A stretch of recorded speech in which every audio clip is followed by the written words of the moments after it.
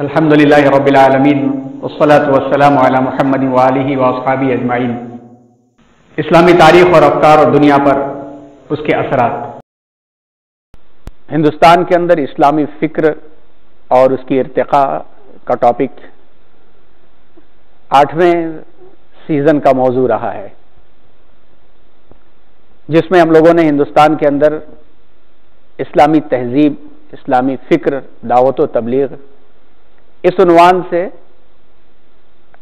اب تک بہت ساری شخصیات کے بارے میں ہم لوگ بات کر چکے ہیں۔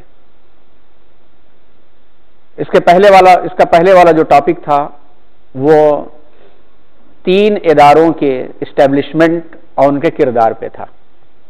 1857 کی جنگ آزادی کے بعد دارالعلوم دیوبند، مسلم یونیورسٹی علی گڑھ، دارالعلوم ندوۃ العلماء، 3 عنوان ہوئے تھے۔ اس کے بعد پھر جن شخصیات اور جن فکروں کو پیش کرنا تھا، اعلان کے مطابق مولانا سید ابو الحسن علی ندوی، مولانا محمد الیاس کاندھلوی، مولانا سید ابو الاعلی مودودی، مولانا ابوالکلام آزاد، اور اس دور میں اور جو شخصیات آئیں، جو تحریکیں ان کی محنتوں سے شروع ہوئیں، اس وقت کے کیا حالات تھے، ان کا سیکوینس کے اعتبار سے آگے یہ عنوان آنا تھا۔ لیکن اب ہم لوگ 8ویں سال کے اختتام کے قریب پہنچ رہے ہیں، تو تفصیل کے ساتھ جو کہ بہت اہم وہ عنوان ہے، ہم لوگوں سے قریب کے زمانے کا وہ عنوان ہے، تو اس عنوان کو فریش سال میں، نئے سال میں اسے پیش کرنا مناسب ہے، اور وقت بھی کم تھا، جس کی وجہ سے، جس مناسبت سے اس عنوان کو وہیں پہ چھوڑتے ہوئے شاعر مشرق علامہ محمد اقبال علیہ الرحمہ کا عنوان شروع کر دیا گیا، اس لیے کہ جنوری اور فروری یہ دونوں ملا کر کے 4 لیکچر صرف بچے ہیں 8ویں سال کے، اور ان 4 لیکچرز میں سے بھی جو چوتھا آخری ہے وہ ریویژن کا بھی ہوتا ہے، اور آئندہ اور کیا کیا جا سکتا ہے، کرنا ہے یا نہیں کرنا ہے، اس عنوان کے اوپر ہوتا ہے۔ تو 3 یہ سیریز میں 3 لیکچرز ہوں گے علامہ اقبال سیریز کے نام سے، اس لیے کہ علامہ اقبال کی شخصیت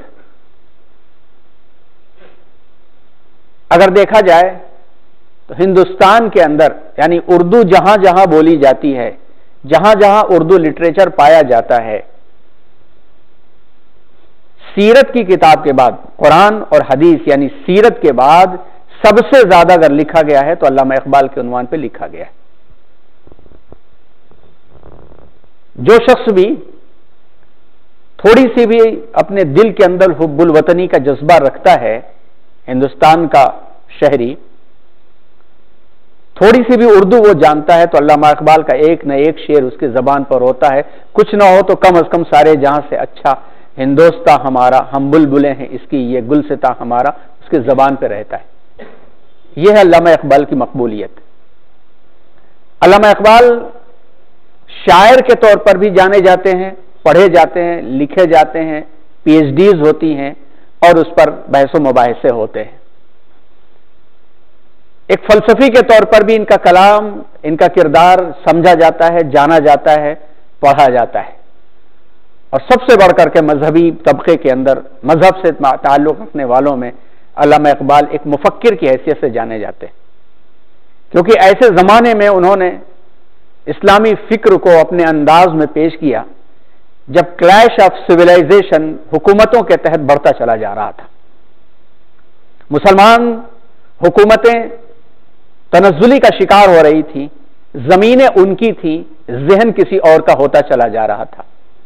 40 کے قریب ممالک تھے اس وقت، لیکن 40 کے قریب ممالک میں کوئی ایک ایسا ملک نہیں تھا جو اسلام اور اس کی حقانیت کو عملی طور پر دنیا کے سامنے پیش کر سکے۔ غلامی کے زنجیروں میں جکڑا ہوا مسلمان، غربت، نکبت اور جہالت کو اپنے دامن میں سموئے ہوئے، اختلافات، انتشار اور افتراق کا نمونہ بن چکا تھا۔ دنیا کے سامنے جب عملی طور پر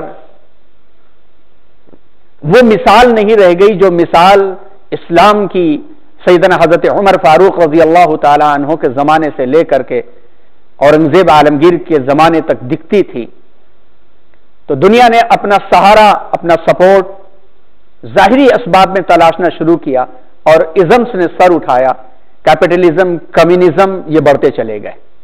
اس بیچ میں جمہوریت کا عنوان بھی آگے بڑھتا چلا گیا۔ مسلم ممالک، مسلمان نوجوان رسول اللہ صلی اللہ علیہ وسلم کے لائے ہوئے طریقے اور برپا کیے ہوئے نظام کے مقابلے میں انگریزوں کی اترن پہن کر اترانے میں فخر محسوس کرنے لگے۔ علامہ اقبال ان شخصیات میں سے تھے جنہوں نے قرآن مجید کے پرتو کو اپنے دل پہ اس طرح سے محسوس کیا تھا کہ گویا قرآن مجید ان کے لیے آج نازل ہو رہا ہے۔ وہ اس بات کے رازدان تھے کہ جس چیز کو مسلمانوں نے چھوڑ کر کے دنیا کے دامن میں اپنی وابستگی میں حل تلاشنا شروع کیا ہے، کاش وہ مسلمان اس قرآن کے آئینے میں اپنا چہرہ دیکھ لیتے۔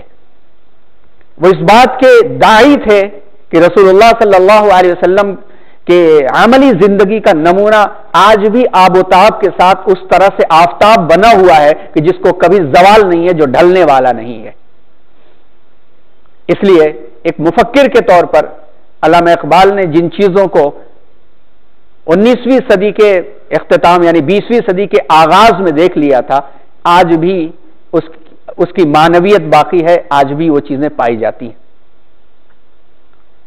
اور ایسا نہیں کہ ایک دم سے ان کی شاعری انقلابی حیثیت پہ جا کر کے عروج کو پہنچ گئی تھی، ان کی شاعری بھی اس وقت عروج کو پہنچتی نظر آتی ہے کہ جب وہ مغرب کے دورے سے واپس آتے ہیں، جرمنی میں جا کر کے پی ایچ ڈی کا مقالہ اپنا پیش کرتے ہیں میونخ یونیورسٹی کے اندر، اور ڈاکٹر کا لقب جب ملتا ہے اور مغرب میں جا کر کے رہتے ہیں، مغرب کو بہت قریب سے جب جا کر کے دیکھتے ہیں اور واپس آتے ہیں تو آنے کے بعد جو پیغام پیش کرتے ہیں وہی پیغام امت مسلمہ کے نوجوانوں میں دیکھنا چاہتے تھے، جس کے لیے ان کی شاعری انقلابی شاعری اور ایک مفکرانہ شاعری بن کر کے ہمارے لیے ایک بڑا سرمایہ بن جاتی ہے۔ نوجوانوں کی عادات اور اطوار آنے والی نسلوں کو دیکھ کر کے بڑی فکر کے ساتھ اس بات کو پیش کرنے کے داعی اور عادی بنتے ہیں کہ زمستانی ہوا میں گرچہ تھی شمشیر سی تیزی، ٹھنڈک کا موسم، مزاج، ماحول، کلچر، زمستانی ہوا میں گرچہ تھی شمشیر سی تیزی، نہ چھوٹے مجھ سے لندن میں بھی آداب سحرگاہی۔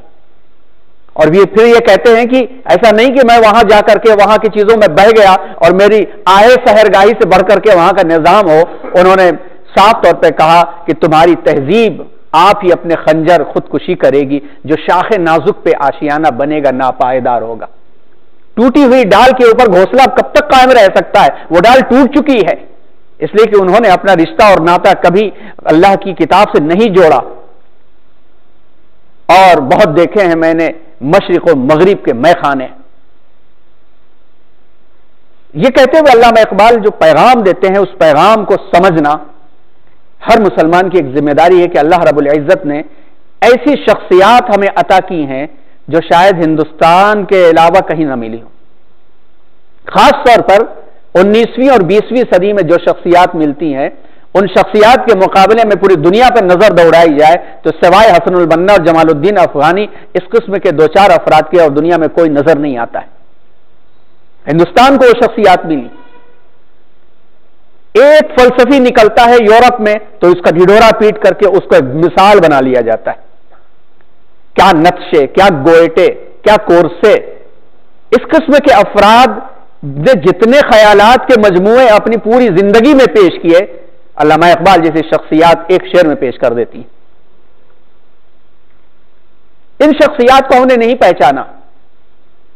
خاص طور پر یہ جو جب دور زوال تھا، اللہ تبارک و تعالیٰ کی ایک سنت ہے، ایک اللہ کی قدرت، اللہ کا ایک نظام ہے۔ حکومت کا تو کیا رونا کہ وہ ایک عارضی شے تھی، نہیں دنیا کے آئین مسلم سے کوئی چارہ، مگر وہ علم کے موتی کتابیں اپنے آبا کی، جو دیکھے ان کو یورپ میں تو دل ہوتا ہے سی پارا۔ حکومتیں آتی جاتی رہتی ہیں، زوال ہے، تلکل ایام نداولها بین الناس، آج یہ ہے تو کل وہ ہوگا، اس کو قرار نہیں ہے. لیکن جب ایک نظام بکھر رہا ہوتا ہے تو اللہ تبارک و تعالی انسانوں کے سامنے دوسرے نظام کے ذریعے سے رہنمائی عطا فرماتے ہیں. حکومتیں بکھرنے لگی، خلافت عثمانیہ بکھرنے لگی، مغلیہ حکومت دم توڑنے لگی، انارکی، ظلم، بربریت، فحاشی دورہ ہو گیا حکومتوں کی سرپرستی میں. تو اللہ تبارک و تعالیٰ کا دین حکومتوں کے مرہون منت نہیں ہے کہ حکومتیں زوال پذیر ہو جائیں تو اللہ کا دین بکھر جائے. اللہ تبارک و تعالیٰ ایسے عالم میں ہم دیکھتے ہیں کہ جب حکومتیں بکھرنے لگی تو مجدد الفسانی، شاہ ولی اللہ محدث دہلوی، شاہ عبدالعزیز محدث دہلوی، شاہ اسماعیل شہید، سید احمد شہید، اس طرح کی شخصیات آئیں. اور جب مسلمان ایک دم سے حکومتیں ختم ہوئی 1857 کے بعد حکومت اختتام پذیر ہو گئی، تب بھی اللہ تبارک و تعالیٰ نے اس امت کو بیار و مددگار نہیں چھوڑا. اللہ نے علماء کو، دانشوران کو کھڑا کیا. جیسا کہ تحریک علی گڑھ میں آپ کے سامنے یہ بات آئی کہ سر سید احمد کو کیا چاہیے تھا، اگر اخلاص ان کے اندر نہ ہوتا تو جوتے نہ کھاتے قوم کے سامنے تعلیم کو برپا کرنے کے لیے. اگر شیخ الہند رحمۃ اللہ علیہ اور مولانا گنگوہی رحمۃ اللہ علیہ، شیخ ضامن شہید رحمۃ اللہ علیہ، ان کے دل میں اخلاص الالہیت نہ ہوتی تو قوم کے واسطے جو ہے وہ ہندوستان میں شہید ہونے کے بجائے مکے اور مدینہ میں جنت البقیع میں جا کے آرام فرما رہے ہوتے. علامہ شبلی نعمانی آدھی دنیا کا سفر آدھی ٹانگ پر، کٹی ہوئی ٹانگ اور نقلی ٹانگ کے اوپر نہ کرتے. مولانا سید ابو الاعلیٰ مودودی نظام حیات کو اللہ تبارک و تعالیٰ کے اعلاء کلمت اللہ کے تحت میں لا کر کے نوجوان نسلوں کو آگے بڑھانے کی فکروں کے اندر اپنے اوپر کفر کا فتویٰ اور پھانسی کی سزائیں نہ منظور کرتے. مولانا علی میاں ایک پتھر کی آنکھ سے 250-300 کتابیں نہ لکھ ڈالتے. یہ ایسی شخصیات اللہ تبارک و تعالیٰ نے دی تھی اور آج بھی ان کی تحریریں زندہ تحریریں ہیں. ان شخصیات کا تذکرہ جہاں پر بھی ہو، جیسے بھی ہو، حالانکہ زمانہ کتنا پلٹ چکا. سائنس کی تھیوریز ڈیڈ ہو گئی اس زمانے کی فلسفی جو کمیونزم کے تحت آئی، جو کیپٹلزم کے تحت آئی، وہ ناکارہ ہو گئی. جمہوریت اپنے پورے دعووں کے ساتھ دھڑام سے گر چکی ہے. لیکن ان شخصیات کی تحریروں کو پڑھیں. کسی کی دل کی دنیا کو درست کرنا ہے تو آج بھی سید مجدد الفسانی رحمۃ اللہ علیہ، شاہ ولی اللہ کی تحریریں جیسے لگتا ہے ابھی کے لیے لکھی گئی ہیں. تہذیبوں کے تصادم اور ازمس کے تصادم کے درمیان میں قرآنی پیغام کو دیکھنا ہے تو علامہ اقبال کی شاعری اور آج بھی پڑھے تو رجزیہ طور پر دل کے جذبات کو چھیڑ دیتی ہے. مولانا علی میاں کی تحریر، مولانا ابو الاعلیٰ مودودی رحمۃ اللہ علیہ کی تحریر، علامہ شبلی نعمانی کی تحریر، سر سید احمد خان کی کا کردار علیہم الرحمہ، تمام کے تمام پر اللہ رحم فرمائے، ان کا کردار زندہ اور جاوید نظر آتا ہے. افسوس کی بات ہے کہ ہمیں اس کی فکر نہیں رہ گئی. کبھی کبھی دل بیٹھنے لگتا ہے کہ ایسی عظیم شخصیت جن کا نام بہت لیتے ہیں اور اتنا وقت نہیں کہ ہم آدھے گھنٹے 45 منٹ ان کو سمجھنے کے لیے بیٹھ سکے. ایک دبی کچلی قوم نے، ایک شخص نے جس نے زندگی بھر کچھ کام نہیں کیا، اپنی علمی صلاحیت کے سبب ہندوستان کے قانون بنانے کی کمیٹی کا چیئرمین ہو گیا اور اس نے اپنی قوم کو ایک پیغام دے دیا. اس قوم نے اپنا مقتدا طے کر لیا تو پیروں کے نیچے والی قوم سروں پر تاج بن گئی. اور ہم جن کے پاس اللہ تبارک و تعالیٰ نے حضرت ٹیپو سلطان شہید سے لے کر کے امام الہند مولانا ابوالکلام آزاد جیسی ایسی شخصیات دی تھی جنہوں نے ہمارے لیے قربانی دے کر کے آج دنیا کے سامنے کس طرح سے ان کا کردار سامنے آ رہا ہم جانتے ہیں، ہم خود نہیں جانتے ان کو. انہی میں سے علامہ اقبال کی فکر ہے کہ علامہ اقبال کی فکر یقیناً اگر علامہ اقبال کی فکر مغرب کے ماحول کے اندر ہوتی تو شاید مغرب بہت پہلے سپر پاور بن چکا ہوتا. لیکن علامہ اقبال کی فکر اردو میں ہے تو ہم علامہ اقبال کو بھی اپنے اپنے خانوں میں بانٹ کے ہی ہم سمجھتے ہیں اور دیکھتے. اس سلسلے میں پہلا جو سلسلہ علامہ اقبال کی فکر کا ہے، ہم یہ دیکھتے ہیں کہ آپ 1877 میں آپ کی ولادت ہوئی، جس وقت داغ بیل پڑ چکی تھی ازہر ہند دارالعلوم دیوبند کی، داغ بیل پڑ چکی تھی یونیورسٹی مسلم یونیورسٹی علی گڑھ کی. علامہ اقبال ایسے حالات کے اندر، اس زمانے کے اندر پیدا ہوئے جس زمانے کے اندر ہر طرف وہی ماحول برپا تھا کہ علم اور علم کے چاہنے والے اور علم کو پھیلانے والے ناپید ہوتے چلے جا رہے تھے.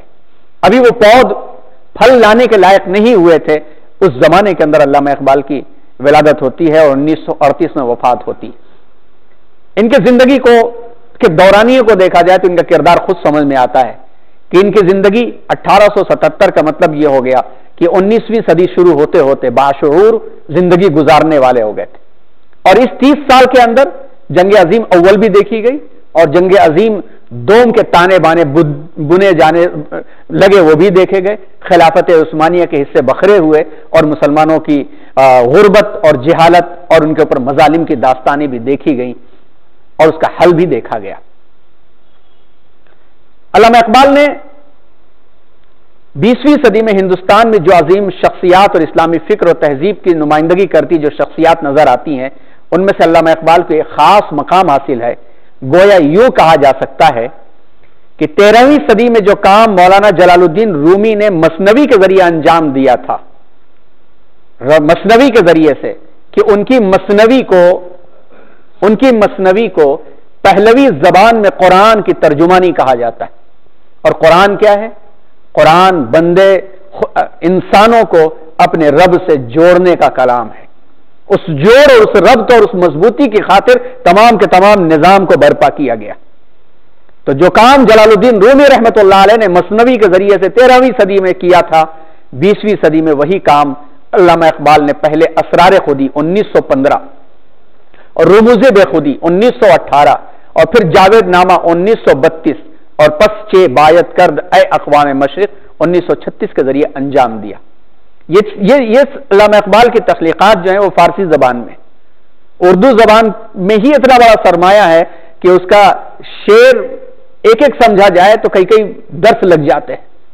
شہر مسور کا یہ بہت بڑا امتیاز تھا کہ شہر مسور میں مسلسل 27 سالوں تک درس اقبال پابندی کے ساتھ جاری رہا۔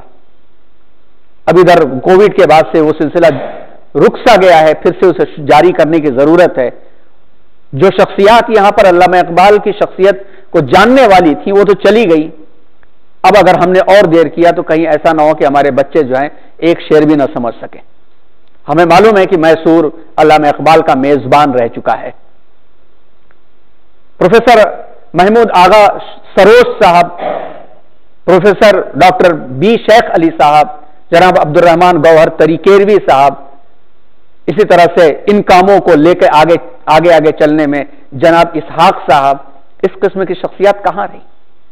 جو شخصیات ہیں ان کی قدر کرتے ہوئے اس نظام کو پھر سے آگے بڑھایا جائے تاکہ جب جو کام چل رہا تھا وہ آگے چلتا رہے۔ علامہ اقبال کا یہ جو کلام ہے یہ فارسی کا کلام ہے۔ اس میں اسرار خودی میں جمود اور انحطاط کے اصل اسباب کی نشاندہی کی گئی۔ اسرار خودی، یہ خودی کا جو لفظ ہے یہ ایک ایسا انوینشن ہے علامہ اقبال کا جو کہیں اور نہیں ملتا ہے اور کسی اور کے پاس اس گہرائی کے ساتھ مل ہی نہیں سکتا ہے۔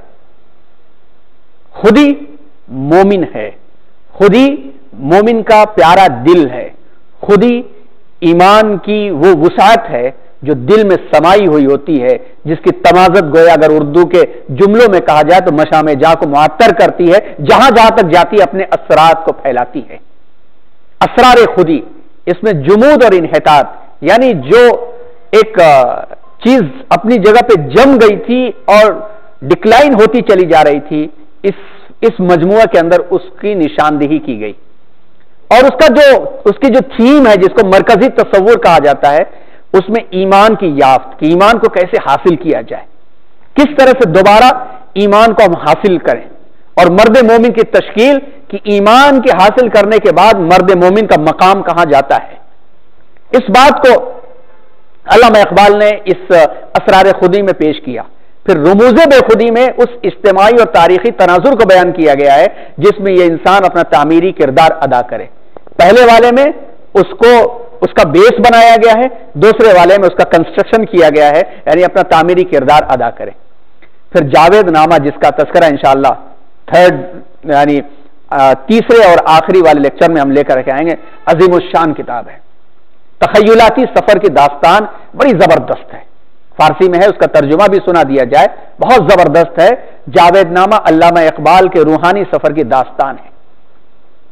جس میں وہ عالم افلاک کی سیر کرتے ہیں اور دنیا اور اس کے ماورا پر بصیرت کی نظر ڈالتے ہیں، دنیا پر اوپر سے نظر ڈالتے ہیں، اور مشرق و مغرب کی نمائندہ شخصیات کی زبان سے آج کی دنیا کے حالات، مسائل اور افکار، مسلمانوں کے ماضی حال اور مستقبل کے نقوش کو نمایاں کرتے ہیں، پیش کرتے ہیں۔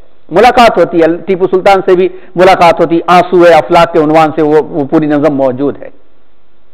گویا ایک طرح سے جسے کہا جائے نا کہ ایک بہت ہی خوددار بچہ گھر کا، جو شرم و حیا بھی بہت ہوتی ہے اس کے اندر، اس کو کوئی تکلیف پہنچتی ہے، آنکھوں میں اس کے آنسو آتے ہیں، اور باپ پوچھا رہے بیٹا رو رہا ہے؟ نہیں، آنکھ میں کچرا چلا گیا ہے، یہ کہہ کر کے اپنی عزت کو بھی بچاتا اور اپنے آنسو بھی بہاتا ہے۔ جاوید نامہ علامہ اقبال کی وہی داستان ہے۔ روئے تو کس کے پاس روئے جا کر کے، کون سنے گا؟ تو آؤ ان شخصیات کے پاس تخیلاتی سفر میں پہنچتے ہیں، اور پہنچ کر کے ہر وہ بات کہہ دیتے ہیں جو ہم دنیا کے لوگوں سے کہنا چاہ رہے ہیں، اور ان کی زبان سے ان کے کردار کو سامنے رکھتے ہوئے اس کا حل بھی پیش کرتے ہیں۔ جاوید نامہ گویا کہا جائے کہ ایک شاہکار ہے جس کو ہم مسلمانوں نے تو بھلا دیا۔ کل ہو سکتا ہے پوچھ لیں کہ میرے جاوید نامہ کو پڑھا تھا ایک بار تم نے؟ پس چے باید کر اے اقوام مشرق، اقوام مشرق سے مراد یہاں پہ امت مسلمہ لیا گیا ہے، ایسٹ کے رہنے والے۔ اے مشرق کے لوگ، کیا کرنا چاہیے؟ اب ایمان کی بنیاد موجود ہے، اس کی تعمیر موجود ہے، حالات موجود ہیں، حل موجود ہے، کیا کرنا چاہیے؟ اس میں مغربی تہذیب کے چیلنج کا مطالعہ کر کے بتایا گیا کہ یورپ کی ترقی کا اصل سبب کیا ہے، اور یورو ویسٹرن کلچر، مغربی تہذیب کے روشن اور تاریک پہلو کیا ہیں۔ پھر پیام مشرق ارمغان حجاز، اب اردو آ گیا کلام، یہ پیام مشرق ارمغان حجاز میں یہی پیغام دوسرے انداز میں بیان کیا گیا ہے، اور اس کا اظہار اردو کے دیگر اردو کلام میں بھی ہوا ہے۔ بانگ درا، بال جبریل کی ولولہ انگیز غزلوں میں، اور ضرب کلیم کے بے باک رجز کو علامہ اقبال نے تہذیب حاضر کے خلاف ایک اعلان جنگ قرار دیا۔ یہ ہے علامہ اقبال کی کتابیں، جن کتابوں کا تذکرہ آپ کے سامنے کیا گیا۔ یہاں پہ یہ بات سنتے چلیں کہ علامہ اقبال کی شاعری کا جو پہلا دور ہے وہ 1900 سے لے کر کے 1905 تک کا ہے۔ اس دور میں زیادہ تر غزلیں اور نظمیں آپ نے کہی ہیں۔ دوسرا دور 1905 سے 1908 تک کا ہے، اس کے بعد وہ مغرب چلے گئے اعلیٰ تعلیم حاصل کرنے کے لیے۔ اس زمانے میں نظمیں بہت کم لکھی، بلکہ ایک طرح سے شاعری سے دل برداشتہ ہو گئے۔ یہاں کچھ دیکھا انہوں نے، وہاں کچھ دیکھا، یہاں رہ کر کے اپنے سرمایہ کو تو دیکھا تھا، لیکن اپنے قوم کے حالات کو بھی دیکھا تھا۔ لیکن یہاں رہ کر کے انہوں نے مغربی تہذیب اور مغربی کلچر کو ڈیولپ ہوتے ہوئے دیکھا تھا، مگر مغربی تہذیب کو نہیں دیکھا تھا۔ وہاں گئے تو مغربی تہذیب کو بھی جا کر کے دیکھا، تو شاعری سے دل برداشتہ ہو گئے، کیونکہ یورپ کی عملی زندگی ہندوستانی مزاج کی شاعری کے خلاف تھی۔ وہاں کی زندگی میں پریکٹیکل لوگ تھے، جو بھی چیزیں تھیں وہ پریکٹیکل پیش آتی تھی۔ حالات یہ ہو گئے کہ ضمیر مشرق ہے راہبانہ، ضمیر مشرق ہے تاجرانہ۔ جو مزاج ہے مشرق کے لوگوں کا راہبانہ، دنیا چھوڑ کر کے تاریخ دنیا ہو گئے تو بزرگ کہلواؤ گے۔ دنیا میں رہتے ہوئے کوئی ولایت کے درجے پر کسی کو کہہ دیا جائے تو مزاج قبول نہیں کرتا۔ ایک شخص جو اپنی ٹھیلیا لے کر کے صبح صبح اگر گلی میں نکلتا ہے اور آواز دیتا ہے لے لو آلو، بھنڈی، ٹماٹر، بیگن، اور شام تک پسینے پسینے ہو کر کے گھر واپس آتا ہے، اگر لوگ کہیں کہ دیکھو یہ ولی آ رہا ہے، تو ہمارا مزاج وہ ہے کہ اسے قبول نہیں کریں گے۔ وہ حلال کی کمائی، اس حلال کی کمائی میں سے اپنے گھر بچوں کا پیٹ پال رہا ہے، نماز کے وقت میں نماز ادا کر رہا ہے، اسی میں سے انفاق فی سبیل اللہ کر رہا ہے، عزت نفس سے کسی کے سامنے ہاتھ نہیں پھیلا رہا ہے، رات کی سوکھی صبح کو کھا رہا ہے، اور رات میں اللہ کے سامنے گڑ گڑا رہا ہے۔ اگر دنیا والے اس کو کوئی کہہ دے کہ دیکھو یہ ولی چلا آ رہا ہے، جیسا کہ آقا صلی اللہ علیہ وسلم دیہاتیوں کے بارے میں کہا کرتے تھے کہ جب آتا تھا کوئی دیہاتی کسان میلے کچیلے لباس کے اندر، بکھرے ہوئے بال کے اندر، اور آ کر کے حضور کے سامنے دین سیکھ کر کے جب جاتا تو حضور ان میں سے کسی کے بارے میں کہتے کہ ادھر آؤ صحابہ، ساتھیو ادھر آؤ، چلتا پھرتا جنتی دیکھنا تو دیکھو وہ جا رہا ہے۔ رب اشعث اغبر لو اقسم علی اللہ لابرہ، کہ بہت سارے ایسے پراگندہ بال بکھرے حال کے لوگ ایسے ہوں گے کہ خدا کی قسم کھا لیں تو اللہ اسے پورا کر کے رہیں گے۔ ہندوستان میں مزاج نہیں ہے، ہاں ہندوستان میں جبہ قبہ پہنے ہوئے نہ جانے کس مزاج کا، اندر سے کیا ہے کسی کو نہیں معلوم، لیکن اگر الگ تھلگ رہ کر کے اپنی ایک دنیا ہاں ہو کی بسا لیتا ہے تو اس کو بہت جلدی ولایت کا درجہ دے دیا جاتا ہے۔ مغرب کا مزاج ویسا نہیں ہے، مغرب میں بزنس چلتا ہے۔ علامہ اقبال کہتے ہیں کہ ضمیر مشرق ہے راہبانہ، ضمیر مغرب ہے تاجرانہ، وہاں دیگر ہوں ہے لہجہ لہجہ، ہر وقت زمانہ بدل رہا ہے وہاں پہ۔ سوچا جا رہا ہے کب لکھا انہوں نے، 1908 کے 1936 کے آس پاس لکھا انہوں نے۔ ہر لہجہ بدل رہا ہے، یہاں بدلتا نہیں زمانہ، وہی باتیں جو چلی آ رہی ہیں، وہی چیزیں چلی آ رہی ہیں، کچھ مزاج میں تبدیلی نہیں۔ خوب پڑھ لکھ لیا انسان، پی ایچ ڈی ہولڈر ہو گیا، لیکچر دے رہا ہے، پی ایچ ڈیز کرا رہا ہے، دانشوروں کو پیدا کر رہا ہے، گھر میں کسی کا انتقال ہو گیا تو پھر وہی چلی صبح، پھر وہی پھول لے کر کے پہنچ جاتا ہے۔ اور اب تو اپنے سے نہیں ہو رہا ہے، اب تو مدرسے کھل گئے شاید اسی لیے کہ وہی 40واں کریں، وہی نہلائیں، وہی دفن کریں، وہی قرآن پڑھیں، وہی دعا کریں، ہمارا کوئی کام نہیں رہ گیا۔ ابھی تک وہی ساری کی ساری چیزیں چلی آ رہی۔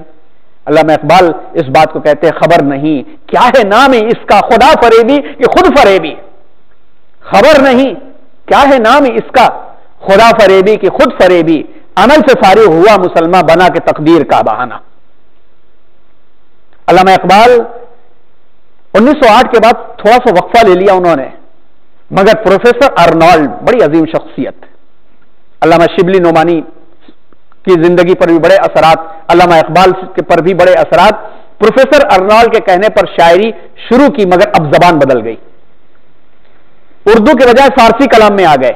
علامہ اقبال کا ایک بہت بڑا مجموعہ ان پبلشڈ بھی ہے، نان پبلشڈ ہے، جس کو غیر مطبوعہ کہا جاتا ہے، بہت بڑا مجموعہ ہے وہ۔ پھر تیسرا دور علامہ اقبال کا شروع ہوا 1908 کے بعد شروع ہوا، جہاں پورا مزاج بدلا آیا، شاعری پیامبر بن گئی۔ اب شاعری فلسفہ اور شاعری نے مل کر کے ایک انقلابی کردار میں ان کی شخصیت کو ڈال دیا، جو کہتے تھے وہ فکر کے ساتھ کہتے تھے۔ بہت دیکھے ہیں میں نے مشرق و مغرب کے مے خانے، مے خانہ کا مطلب شراب خانے، مزاج مراد یہاں سے وہاں کا کلچر، کیونکہ وہاں کے کلچر میں شراب تو گھٹی میں پڑی ہوئی ہے۔ بہت دیکھے ہیں میں نے مشرق و مغرب کے مے خانے، یہاں ساقی نہیں پیدا وہاں بے ذوق ہے صاحبہ۔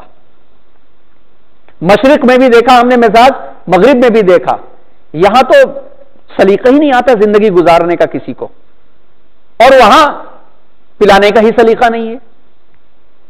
نہ ایرا میں رہے باقی نہ تورا میں رہے باقی، وہ بندے فقر تھا جن کا ہلاک قیصر و کسرا، وہ لوگ جن کا ایک اور جگہ کہا کہ جو لوگ جنہوں نے کسرا اور قیصر کی دیواروں کو ہلا دیا تھا، ختم کر دیا تھا ان کی تہذیبوں کو، نہ ایران میں باقی رہے نہ تورستان میں باقی رہے نہ ترکمانستان میں باقی رہے، ختم ہو گیا مزاج وہ۔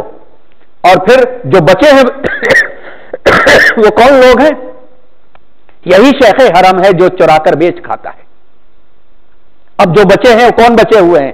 حرم کے پاسبان کون بچے ہوئے ہیں؟ ان کے اس زمانے میں کہا انہوں نے، ایک زمانہ تھا کہ اسی حرم سے لوگ نکلے اور نکل کر کے انہوں نے قیصر و کسرا جیسی حکومتوں کو اس طرح سے ختم کیا کہ کروڑ کے قالین کو بھی انہوں نے خاطر میں نہیں لے کر کے آئے، اور تاج کو اپنے دامن میں لا کر کے ڈھیر کر دیا وہاں پہ۔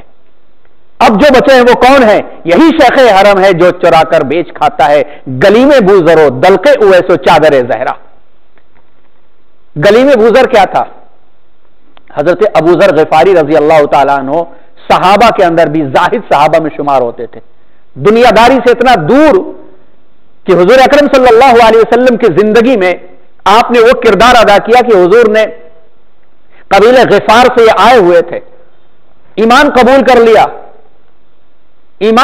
لیا تو حضور نے سمجھایا حالات ماحول مکے کے اچھے نہیں ہیں، ذرا خاموش رہو با، یہاں کی زبان میں انہوں نے وہ کہا اور آ کر کے لا الہ الا اللہ کا کلمہ خانہ کعبہ میں اس طرح سے بلند کیا کہ ظالموں نے اتنا مارا کہ مرنے کے قریب ہو گئے، پھر مارا نہیں باز آئے اور اسی زہد کے ساتھ، اسی دعوے کے ساتھ انہوں نے زندگی ایسا گزارا، اسی یکسانیت پر اس زمانے تک باقی رہے جب تک کہ قیصر و کسریٰ کی دولت نہ ہی آ گئی۔ اور جب دولت آ گئی، ایک چادر کے بجائے جو 2 چادر اوڑھنے والے مل گئے تو لاٹھیوں سے پیٹنے لگے۔ بالآخر حضرت عثمان غنی رضی اللہ تعالیٰ عنہ کو درخواست کرنا پڑا کہ چچا میاں آپ تھوڑا شہر کے باہر رہ جائیے۔ اس مزاج کو گلیم بوزر کو پیش کیا گیا ہے۔ دلق اویس، حضرت اویس قرنی رحمت اللہ علیہ کو پیش کیا گیا ہے۔ چادر زہرا، حضرت فاطمہ الزہرا کی چادر کا مطلب مسلمان بچیوں اور خواتین کی عزت کو پیش کیا گیا ہے۔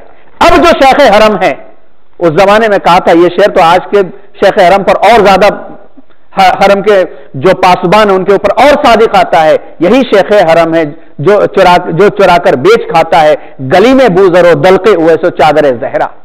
حضور حق میں اسرافیل نے میری شکایت کی، یہ بندہ وقت سے پہلے قیامت کر نہ دے برپا۔ علامہ اقبال کی شاعری بدل گئی، اور اس کے بعد علامہ اقبال نے جو اردو کی جو شاعری کی ہے اس میں بانگے درا علامہ اقبال کی سب سے مشہور کتاب ہے، جس نے آپ کی شہرت کو بلندی عطا کی ہے کہ اگر ان کے اشعار صرف پڑھتے چلے جائے تو ایک قسم نہ سمجھنے کے باوجود بھی مزاج کے اندر، ایک طبیعت کے اندر ایک انقلابی کیفیت بیدار ہوتی ہے۔ اردو کے بجائے، جب فارسی کے بجائے اردو زبان میں آپ نے لکھنا شروع کیا، شاعری، پیامبری، فلسفی، یہ تینوں چیزیں مل جاتی ہیں۔ 1924 میں بانگے درا شائع ہوئی علامہ اقبال کی، اور اپنے انداز اور بیان کی بنیاد پر ہاتھوں ہاتھ لی گئی، اور اس لیے کہ اس بانگے درا کے اندر سب کے لیے، ہر طبقے کے لیے کچھ نہ کچھ موجود تھا۔ قومیت والوں کے لیے سارے جہاں سے اچھا ہندوستاں ہمارا، ہم بلبلے ہیں اس کی، یہ گلستاں ہمارا۔ غیر قوموں کے لیے نانک نے جس زمین پر وحدت کا گیت گایا، چشتی نے اس زمین پر پیغام حق سنایا۔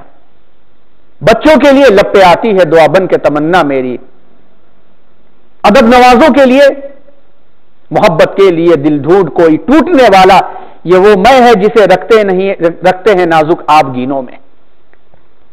فلسفیوں کے لیے زندگی کہاں سے شروع ہوئی، زندگی کہاں پہنچے گی، شعور ذات، خودی اور عشق، ان تمام چیزوں کو پیش کیا۔ اور معلمین اور مفکرین اور مرد مومن کے لیے تو بھرا پڑا ہے آپ کا کلام۔ تو راز کن فقاں ہے اپنی آنکھوں پر آیا ہو جا، تو راز کن فقاں ہے۔ اللہ تبارک و تعالی کو جو پہچانا گیا ہے، اس مرد مومن کے ذریعے پہچانا گیا، اللہ کی قدرت کو، اللہ کی خلاقیت کو، اللہ کے نظام کو۔ تو راز کن فقاں ہے اپنی آنکھوں پر آیا ہو جا، نو یور سیلف، اپنے آپ کو پہچان جا، خودی کا رازداں ہو جا، خدا کا ترجمہ ہو جا۔ وَإِذْ قَالَ رَبُّكَ لِلْمَلَائِكَةِ إِنِّي جَاعِلٌ فِي الْأَرْضِ خَلِيفَةً، میں اپنا نمائندہ بنا رہا ہوں، خودی کا رازداں ہو جا، اسی خودی کے راز کو پہچان لو، خدا کا ترجمہ ہو جا، خودی میں ڈوب جا غافل، یہ سر زندگانی ہے۔ جتنا اپنے اندر ڈوبو گے، من تواضع للہ رفعہ اللہ، جس طرح سے اپنی ناک کو، پیشانی کو زمین پر رگڑو گے، اتنا زیادہ تم اللہ کے قریب ہوتے چلے جاؤ گے۔ خودی میں ڈوب جا غافل، یہ سر زندگانی ہے، نکل کر حلقہ شام و سحر سے جاویدہ ہو جا۔ یہ صبح اور شام کا جو مسئلہ ہے کہ دن ہو رہی ہے، شام ہو رہی ہے، سے نکل جاؤ تو ہمیشہ ہمیش کے لیے ہو جاؤ گے۔ علامہ اقبال نے جب اس عنوان پر لکھنا شروع کیا تو علامہ اقبال کی شخصیت کے تخلیقی عناصر ہمارے سامنے آئے، جو ان کی پرسنالٹی کو بنانے والے جو ایلیمنٹس تھے، وہ ایلیمنٹس آپ کی فکر میں نظر آتے ہیں، آپ کی شاعری میں نظر آتے ہیں۔ اس سلسلے میں اگلے لیکچر میں انشاءاللہ ممکن ہے، امید ہے کہ آج موسم ذرا ناسازگار ہونے کی وجہ سے اتنے لوگ نہیں آئے، اگلے لیکچر میں اور لوگ آئیں تو ان کے سامنے وہ کتابیں بھی پیش کی جائیں گی جن کتابوں کو پڑھا جا سکتا ہے، جن سے ہمیں علامہ اقبال کی شخصیت پوری طرح سمجھ میں آتی ہے۔ انہی کتابوں میں سے سب سے بہترین علامہ اقبال کی شخصیت اور ان کے پیغام، ان کی فکر کو پہچاننے والی جو کتاب ہے وہ مفکر اسلام مولانا سید ابو الحسن علی ندوی رحمۃ اللہ علیہ کی نقوش اقبال ہے۔ علامہ اقبال کو عرب نہیں جانتا تھا کیونکہ ان کی شاعری فارسی میں اور اردو میں تھی۔ علامہ اقبال اور ان کی شخصیت کو عرب میں پہچان کروانے والے مولانا علی میاں ہیں، جنہوں نے علامہ اقبال سے اجازت لے کر کے روائے اقبال کے نام سے عربی میں کتاب لکھی، اور اس کے کچھ چیپٹرز علامہ اقبال کو پڑھ کے سنائے بھی، 2 मुलाकातें अल्लामा इकबाल से रहीं और उन्होंने उनकी शायरी को पढ़ के सुनाया, उस किताब को लिखने का मकसद बताया और अल्लामा इकबाल की इजाजत से इस काम को शुरू किया। फिर बाद में वो किताब उर्दू में नुकूश इकबाल के नाम से आई, फिर इंग्लिश में ग्लोरी ऑफ इकबाल के नाम से भी आ गई वो किताब। उस किताब में अल्लामा इकबाल की शख्सियत के जो एलिमेंट्स थे, जो तख्लीकी अनासिर थे, उसके बारे में उन्होंने जो चैप्टर लिखा है, लाजवाब चैप्टर है, उसको पढ़ा जाए तो अपना भी आईना नजर आता है कि क्या वजह थी कि एक ऐसी शख्सियत जो यूरोप में भी रह करके वापस आई और यूरोप में आने से वापस आने के बाद यूरोप को मिनोआन कबूल करने के बजाय जो अच्छाइयां थी उसकी तरवीज उन्होंने किया, लेकिन ईमान और यकीन की बुनियादों को और मजबूत करके आए। क्या वजह थी? वो वजह ये थी कि अल्लामा इकबाल की शख्सियत में जो सबसे पहला एलिमेंट उनसू था, ईमान और यकीन का था। ज़ौक़ हाजिर है तो लाजिम है ईमान खलील। किसी को शौक है अल्लाह से मिलने का और अल्लाह के करीब होने का, फना फिल्लाह का किसी को शौक है तो खलील का ईमान लेकर के आओ। क्या था खलील का ईमान? खलील का ईमान था कि बेखतर कूद पड़ा आतिश नमरूद में इश्क। नमरूद ने आग जलाया, अल्लाह रब्बुल इज्जत ने वही नहीं भेजा। तफसीरों को पढ़ लीजिए, अल्लाह तबारक व तआला ने हरगिज वही नहीं भेजा कि ऐ खलील ये आग तुम्हारे लिए, दुनिया के लिए तो आग होगी, तुम्हारे लिए गुलजार होगी, कूद जाओ। नहीं भेजा अल्लाह तबारक व तआला ने किसी फरिश्ते को। दहक रही थी, सुलग रही थी, जलन महसूस हो रही थी, उनको उठा के एक किसी मंजरीक से फेंका गया इतनी दूर से, लेकिन इश्क इतना दिल में उतर चुका था कि उस इश्क में बेखदर कूद पड़ा आतिश नमरूद में इश्क। अक्ल है महव लबे तमाशाए बाम, अभी दुनिया देख करके दंग और हैरान है। अल्लाह तबारक व तआला ने उसके बाद फिर नताइज अपने दिखाया और कहा या नारो कूनी बर्दम व सलामन अला इब्राहिम। तो अल्लामा इकबाल कहते हैं कि ईमान अगर मजबूत रखना है तो ज़ौक़ हाजिर है तो लाजिम है ईमान खलील, वरना खाकस्तर है तेरी जिंदगी का पैरहन। अधूरे रहोगे, धुलमुल रहोगे कि इधर भी ले लें उधर भी ले लें, दुनियादारी भी चल जाए और दीन भी चल जाए, रिंद के रिंद रहे, हाथ से जन्नत भी न कही, ये मिजाज रहेगा तो जल जाएगा। अल्लामा इकबाल का ईमान और यकीन इस मिजाज का था, इस अंदाज का था। जाहिर सी बात है जिसकी शख्सियत की बुनियाद के अंदर ये पहलू होगा, जिसकी बुनियाद के अंदर ये सलाबत होगी, सख्ती होगी, तो फिर क्यों न कहेगा कि ऐ अहले नजर ज़ौक़ नजर खूब है लेकिन, ऐ अहले नजर ज़ौक़ नजर खूब है लेकिन, जो शय की हकीकत को न समझे वो नजर क्या। सामने वाली घड़ी ने धोखा दे दिया शायद हमको, उधर पीछे हमारे सामने वाली। हम भी सोच रहे हैं इतना लंबा बोल रहा है, 7:05 के आगे बढ़ क्यों नहीं रहा है, 12:35 हो रहा है। चलिए 5 मिनट में समेट देते। अहले नजर ज़ौक़ नजर खूब है लेकिन, जो शय की हकीकत को न समझे वो नजर क्या। रियलिटी को जो न जाने, देखने वाले बहुत सारे गुजर जाते, लेकिन एक बॉटनिस्ट गुजरेगा फूल के सामने और वो बॉटनिस्ट अल्लाह वाला रहा तो सुभान अल्लाह कह करके कहेगा कि क्या अल्लाह की कुदरत है। एक डॉक्टर गुजरेगा तो अलग अंदाज से कहेगा, मुसव्विर अलग अंदाज से गुजरेगा, बेफिक्र गुजरेगा तो तोड़ करके गुजर जाएगा, थोड़ी देर करेगा फेंक देगा उठा करके। अहले नजर ज़ौक़ नजर खूब है लेकिन, जो शय की हकीकत को न समझे वो नजर क्या। मकसूद हुनर सोज़े हयात अबदी है। अगर तुम्हारे पास स्किल है, अगर तुम उसके मकसद के तहत जीना चाहते हो तो फिर जिंदगी में जलना पड़ेगा। जैसे एक शायर ने कहा है ना, सुलगना और शय है, जल के मर जाने से क्या होगा। सुलगना, यहां सिलगना कहते हैं ना, सुलगना और शय है, जल के मर जाने से क्या होगा। जो काम शमा कर रही है परवाने से क्या होगा। परवाना आता है आकर के, परवाना आके घूमता है और अपनी जान दे देता है, जल के मर जाने से क्या होगा। शमा सुलग रही है और रोशनी दे रही है, सुलगना और शय है, जल के मर जाने से क्या होगा। जो काम शमा कर रही है परवाने से क्या होगा। अल्लामा इकबाल कहते हैं मकसूद हुनर सोज़े हयात अबदी है। ये एक नफस दो नफस मिसले शरर क्या, कि भग से आए और शोला बनकर के पूरा छा गए और बुझी इश्क की आग अंधेर है, मुसलमान नहीं राख का ढेर है। यह मकसद नहीं है। बेमौजूदा दुनिया में उभरती नहीं कौमें, जो ज़रबे कलीमी नहीं रखता वो हुनर क्या। अल्लामा इकबाल का ईमान वो मजबूत ईमान था।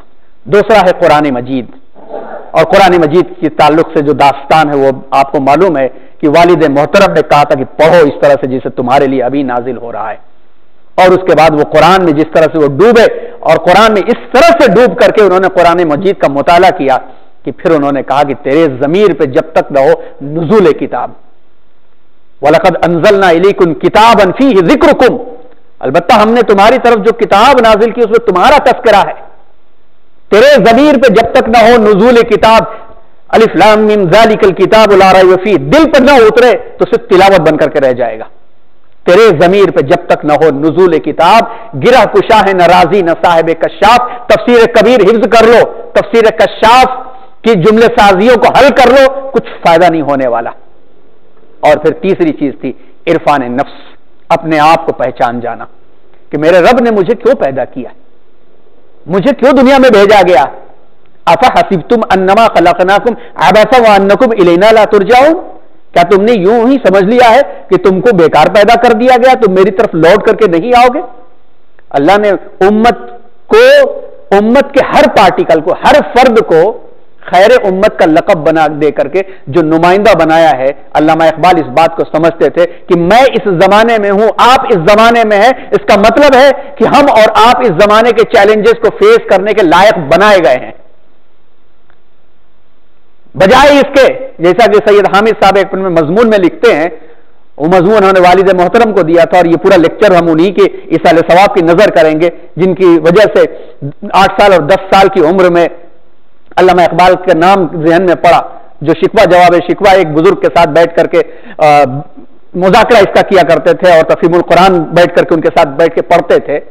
والد محترم نے ایک مضمون دیا تھا 1991 میں، ایک بھائی نے ڈائری دی تو اس مضمون میں کو نوٹ کیا تو یاد آتا ہے کہ سید حامد صاحب کا مضمون تھا۔ وہ سید حامد صاحب رحمۃ اللہ علیہ جو جامعہ ہمدرد کے وائس چانسلر تھے، انہوں نے اس مضمون میں لکھا تھا مسلمان کی پہچان آج کے، اور لکھا تھا انہوں نے کہ ایک خوفناک خطرناک جنگل ہے، دعوت پیپر میں تھا، وہ دعوت پیپر سے ہم نے نوٹ کیا تھا اس کو، ایک خوفناک خطرناک جنگل ہے جہاں ہر طرف درندے ہی درندے ہیں، کانٹے ہیں، جھاڑیاں ہیں، تاریکیاں ہیں، ایک صاحب بچاؤ بچاؤ کی آوازیں دیتے دیتے بھاگے چلے جا رہے ہیں، چلائے چلے جا رہے ہیں کہ بچاؤ بچاؤ، حال یہ ہے کہ ان کے پاس وہ ہتھیار موجود ہیں جس سے درندگی کو ختم کر سکتے ہیں، حال یہ ہے کہ ہاتھ ہلائیں تو پوری کی پوری جھاڑیوں کو روشن کر سکتے ہیں، کانٹوں کو تراش سکتے ہیں، دوسروں کے لیے راستہ بنا سکتے ہیں، لیکن ان تمام ہتھیاروں کو سامان کا بوجھ لیے ہوئے بھاگے چلے جا رہے ہیں کہ ارے کوئی بچاؤ کوئی بچاؤ کوئی بچاؤ۔ انہوں نے لکھا تھا یہی ہم اور آپ آج کی امت ہے کہ اللہ رب العزت نے اس دنیا کے اندر ہمیں برپا کیا ہے دوسروں کے حالات کو درست کرنے کے لیے، ہم دوسروں کے سامنے ہاتھ پھیلائے ہوئے دے دو بابا کرتے چلے جا رہے ہیں۔ علامہ اقبال عرفان نفس کے ماہر تھے، اسی بات کو جنوانا چاہتے تھے اور اسی بات کو جو ہے منوانا چاہتے تھے کہ کس طرح سے ہم اور آپ اپنے کردار کے اندر وہ باتیں لے کر کے آئیں جس کردار کے اندر عرفان نفس اپنے آپ کو پہچاننے کی خاصیت پیدا ہو۔ مسافے زندگی میں سیرت فولاد پیدا کر، مسافے زندگی میں بی فرونٹیئر لائک اے وال ان دا چیلنجز آف لائف، زندگی کے معاملے کے اندر مسافے زندگی میں سیرت فولاد پیدا کر، آئرانک وال بن جاؤ، شبستان محبت میں حریروں پر نیا ہو جا، جہاں گفتگو محبت کا ماحول نرم ہو جاؤ، رحماء بینہم اشداء علی الکفار رحماء بینہم تراہم رکعا سجدا یبتغون فضلا من اللہ ورضوانا۔ یہ علامہ اقبال نے اپنے نفس کو اور اپنے آپ کو پہچانا تھا۔ علامہ اقبال کی شخصیت کے اندر یہ تیسرا بڑا اہم ترین کردار تھا۔ اور چوتھا آہ سحرگاہی، اور یہ آہ سحرگاہی اس طرح سے دل کے اندر اتری ہوئی تھی جس کو ان کے تحریروں میں اور شاعری میں دیکھا جا سکتا ہے کہ جب عشق سکھاتا ہے انداز خود آگاہی، جب عشق سکھاتا ہے انداز خود آگاہی، کھلتے ہیں غلاموں پر اسرار شہنشاہی۔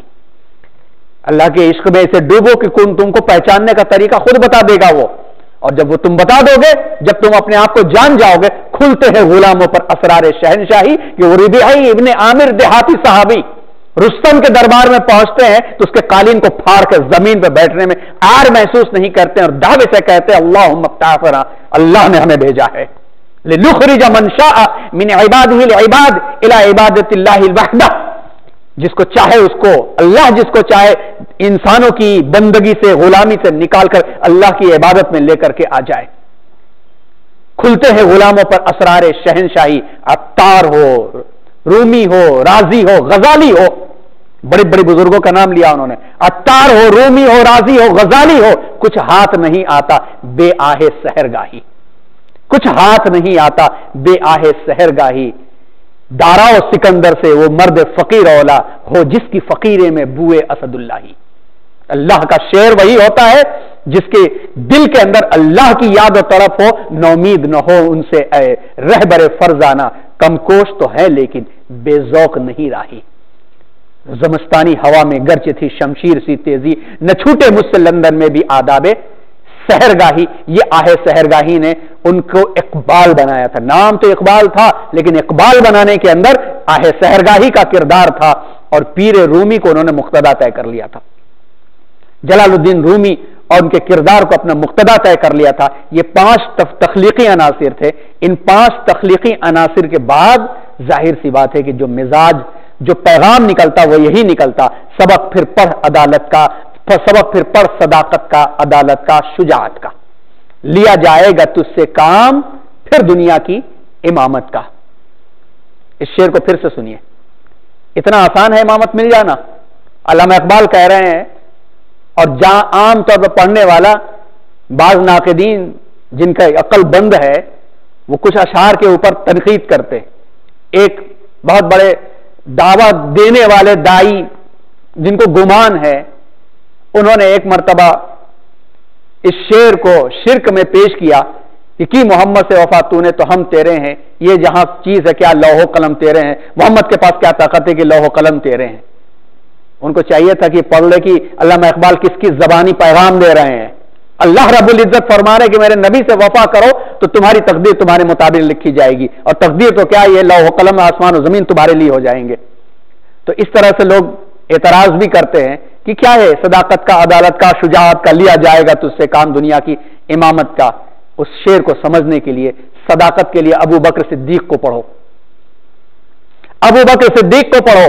عدالت کے لیے عمر فاروق کو پڑھو. شجاعت کے لیے سیدنا حضرت علی کو پڑھو رضوان اللہ علیہم اجمعین. تو جس کی زندگی کے اندر، جس قوم کی زندگی کے اندر ابو بکر کا مزاج، عمر کا مزاج، علی رضی کا مزاج، رضوان اللہ علیہم اجمعین کا مزاج پیدا ہو گیا، اس قوم کو قیادت سے کون روک سکتا ہے؟ علامہ اقبال کی شاعری میں انشاءاللہ یہ چیزیں ہم کو ملیں گی. بس بات ختم کرنے سے پہلے، پہلا سیشن تھا آج کا، اس میں آپ کو یہ بتاتے چلیں کہ علامہ اقبال کی شاعری میں جو کانسیپٹ ہر جگہ ملے گا، اس میں پہلی چیز ہم لوگوں نے دیکھا کہ ان کی شخصیت کے تخلیقی عناصر. دوسری چیز اقبال اور مغربی تہذیب اور ثقافت. تیسری چیز مغربی کلچر اور مسلم ممالک. چوتھی چیز اقبال اور تعلیم. پانچویں چیز اقبال کا خود نظریہ علم و فن کیا ہے. چھٹی چیز اقبال کے نظریہ علم و فن کے اندر فلسفہ کس طرح سے آتا ہے اور وہ فلسفہ پیغام کس طرح سے بنتا ہے. ساتویں چیز انسان کامل اور مرد مومن اقبال کی نگاہ میں. اور آٹھویں چیز کہ جو مادیت و ایمان کی جو جنگ چل رہی ہے کہ ستیزہ کار رہا ہے ازل سے تائم روز. شرار بولہبی سے چراغ مصطفی سے شرار بولہبی، یعنی ابو لہب کا مزاج ہر زمانے میں موجود رہے گا. ابو لہب کون ہے ہر شخص جانتا ہے. حضور کے لیے کیا تھا وہ ابو لہب ہر زمانے میں موجود رہے گا.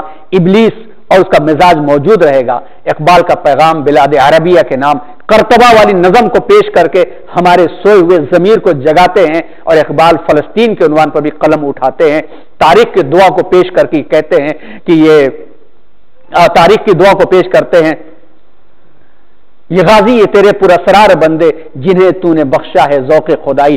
دنیم ان کی ٹھوکر سے دریا و صحرا، سمٹ کر پہاڑ ان کی ہیبت سے رائی. اور کہیں اس طرح کے مسلمان تھوڑا ناکام بھی ہوتے تو نا امید نہیں ہوتے ہیں، اور یہ پیش کرتے ہیں کہ جہاں میں اہل ایمان صورت خورشید جیتے ہیں، جہاں میں اہل ایمان صورت خورشید جیتے ہیں، ادھر ڈوبے ادھر نکلے، ادھر ڈوبے ادھر نکلے. سلطان سلیم یندلم کو اگر تیمور نے ادھر روک لیا تو ادھر عالم اسلام کا پرچم بلند ہوا اور مشرق کے اندر اسلامی حکومتیں قائم ہوئی.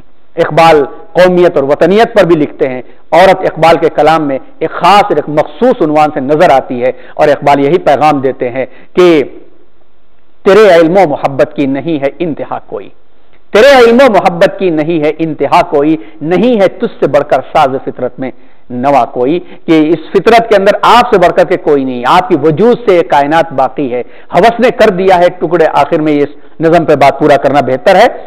تو راز کن فقاہیں اپنی آنکھوں پر آیا ہو جا، خودی کا رازدہ ہو جا، خدا کا ترجمہ ہو جا، ہوس نے ٹکڑے ٹکڑے کر دیا ہے ٹکڑے ٹکڑے نو انسان کو، اخوت کا بیاں ہو جا، محبت کی زباں ہو جا، یہ ہندی وہ خراسانی یہ افغانی وہ تورانی، تو اے شرمندہ ساحل اچھل کر بے کراں ہو جا، غبار آلودہ رنگ و نسل ہے بالوں پر تیرے، یہاں پہ یہ مسلک، یہاں پہ یہ مسلک، یہاں پہ یہ قوم، یہاں پہ یہ علاقہ، غبار آلود ہے رنگ و نسب ہے بالوں پر تیرے، تو اے مرغے حرم اڑنے سے پہلے پر فشاں ہو جا، پھیلا دو اپنے پر کو، اور تم مرغے حرم ہے، حرم کا پیغام تمہارے پاس ہے، ساری دنیا میں حرم کا پیغام لے کر کے اڑو، رنگ و نسل کو لے کر کے اور مسلکوں کو مذہب کے اوپر ترجیح دے کر کے مت اڑو، غبار آلود ہے رنگ و نسل ہیں بالوں پر تیرے، تو اے مرغے حرم اڑنے سے پہلے پر فشاں ہو جا، خودی میں ڈوب جا غافل یہ سر زندگانی ہے، نکل کر حلقہ شام و سحر سے جاویدہ ہو جا، مسافے زندگی میں سیرت فولاد پیدا کر،